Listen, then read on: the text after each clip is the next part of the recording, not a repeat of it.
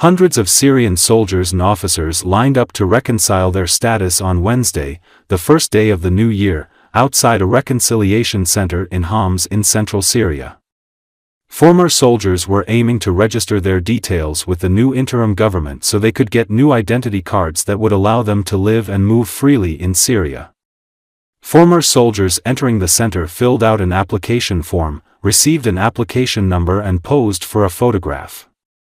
They received a receipt that will allow them to receive a temporary ID.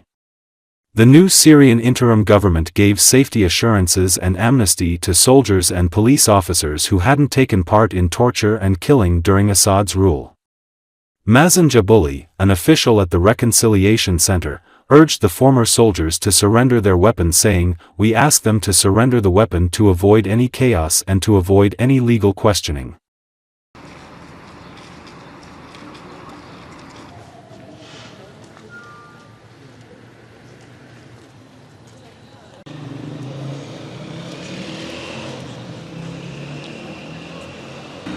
تعمل تسوية هي يطلع.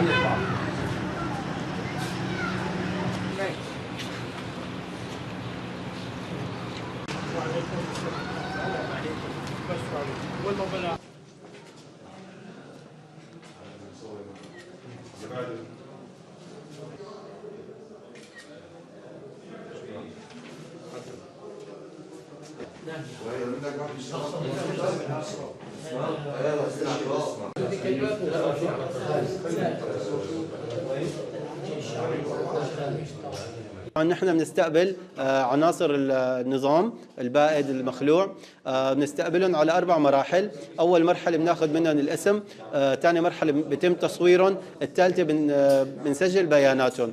المرحلة الرابعة بعد ما نخلص استكمال البيانات بنعطيهم وصل، هذا الوصل بموجبه بيستلموا الهوية المؤقتة بعد 10 أيام. تسليم السلاح عم يكون قليل جدا، نحن عم نطالب انه يسلمونا سلاح مشان ما يصير في فوضى، وبنفس الوقت اذا ما سلمونا سلاح رح يعرضوا نفسهم لمساءلة قانونية.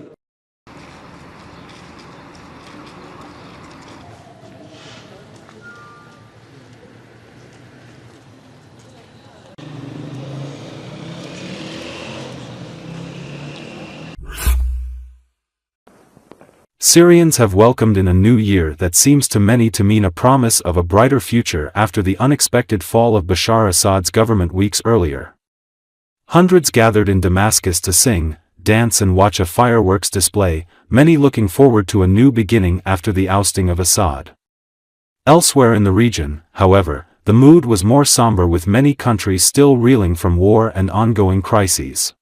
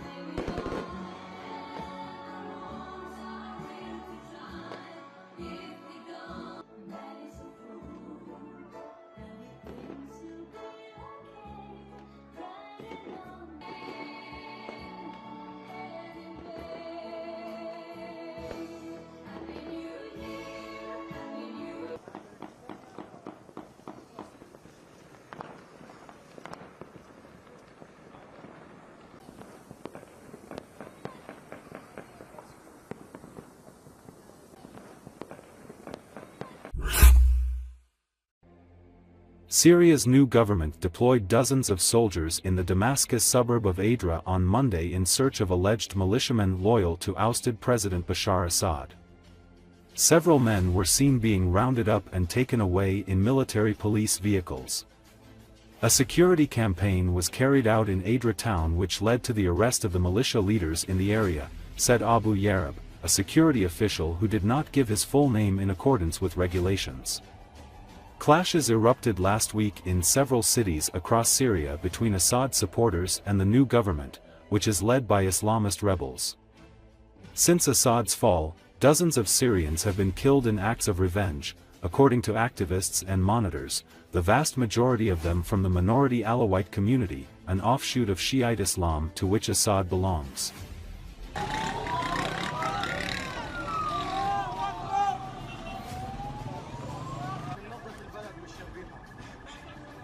الله أكبر والعزة لله.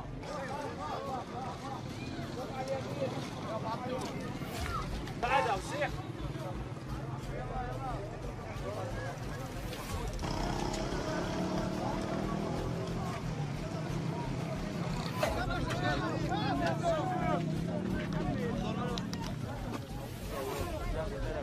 جلسوا يا جلسوا.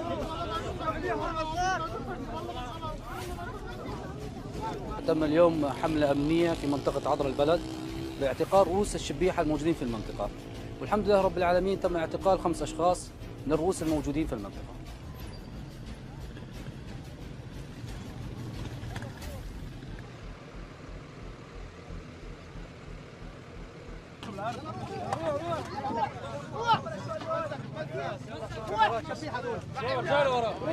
كمش ابو قاسم.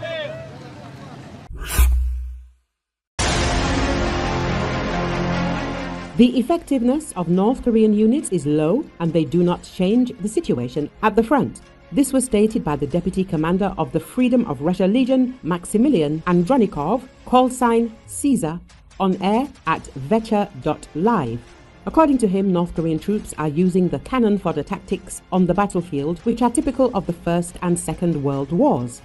Caesar noted that this is being done to exhaust the Ukrainian armed forces' resources, such as ammunition and drones. These units are not particularly effective. To be honest, we expected more from them. These are the words of those who encountered them in battle, Caesar detailed. According to the fighter, Russian dictator Putin is throwing in all his reserves, trying to secure the occupied territories before possible negotiations, so the fighting at the front is very heavy. On November the 22nd, the commander of the combined unit of the 153rd Separate Mechanized Brigade, Nazary Kishak, call sign Sheriff, said that DPRK troops had already been spotted in one of the directions of the front in Ukraine. We see that there are already DPRK troops in our Kharkov direction, he noted. Earlier, it was reported that there are about 10,900 servicemen from the DPRK in the Kursk region of the Russian Federation. According to South Korean intelligence, these forces were deployed as part of a Russian airborne unit and marine unit. North Korean troops deployed in Russia's Kursk region are reportedly facing significant casualties and inadequate support from Russian forces, according to Ukrainian officials. President Volodymyr Zelensky stated that Russian troops are sending North Korean soldiers into battle with minimal protection, leading to what he described as very significant losses. We see that neither the Russian military nor their North Korean overseers have any interest in ensuring the survival of these North Koreans, Zelensky remarked. It has been hinted that Russian military and overseers of North Korean troops have made the soldiers expendable who are getting abandoned to be taken prisoner or die on the war front with Ukraine. Zelensky highlighted the extreme measures North Korean soldiers are taking to avoid capture, noting that several wounded soldiers had died after being taken prisoner by Ukrainian forces.